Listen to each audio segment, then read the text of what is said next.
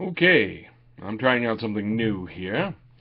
We'll see how that comes out. The YouTube site has a quick capture mode, and I thought I'd give it a shot for tonight's little ramble. Now, as to the subject of the ramble, you know, the world is kind of a wacky and terrible place, but it has its moments. I think there are times when I take a little joy from watching a little cartoon online or reading a little comic strip. You got to take the joy where you can find it. I've been sort of playing card games and distracting myself from some heavy stuff that's going on with my family. But maybe that's part of the fun, part of the nature of games, part of why they exist. Maybe we just need those times when we need to be distracted.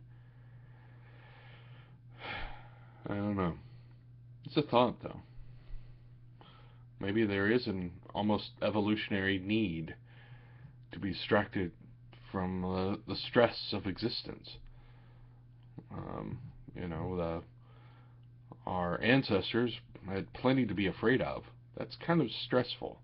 They had beasts in the wild, other people, starvation, diseases that they didn't understand, weather that they didn't understand, a world that they didn't understand.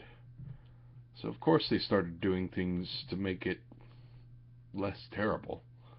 So they started playing games. I do find myself wondering what the first game was.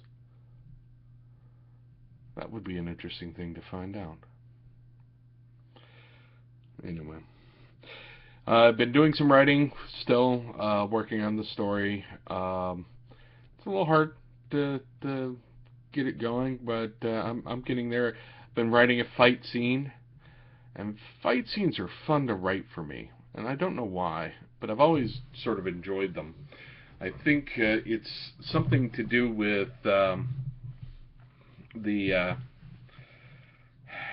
visualization exercise involved. I can always sort of picture how it works out.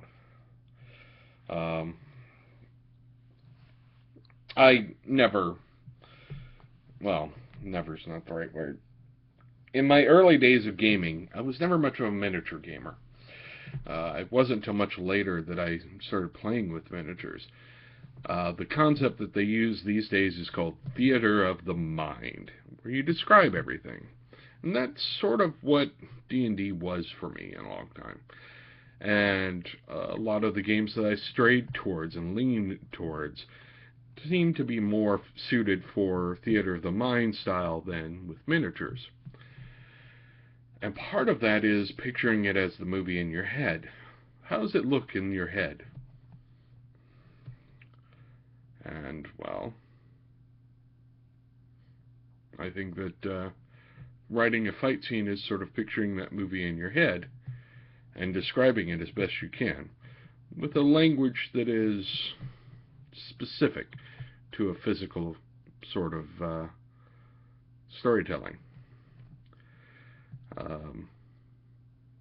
Words like parry, thrust, sweep, strike, we all sort of know what they are.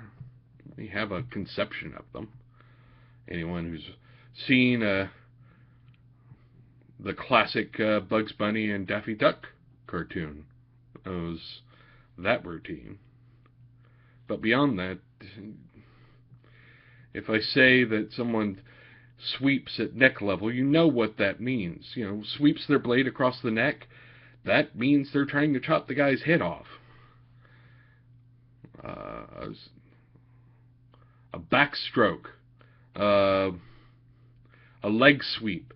I don't actually have to explain what that means. If I say he tried a leg sweep, you know that he tried to run his leg into the back of somebody else's leg to drop them, to knock their feet out from underneath them. If I say, hit somebody in the face with the flat of a shovel, you know what that is. You can picture that in your head. You can even picture the sound it makes. Spang! Anyway, that's my ramble for tonight. This was an experiment in using YouTube's little capture mode. I may not use it much in the future, but I thought I'd give it a shot and see how it worked out. Talk to you guys later. Stay out of trouble. Subscribe, like, share with all the people. And keep warm.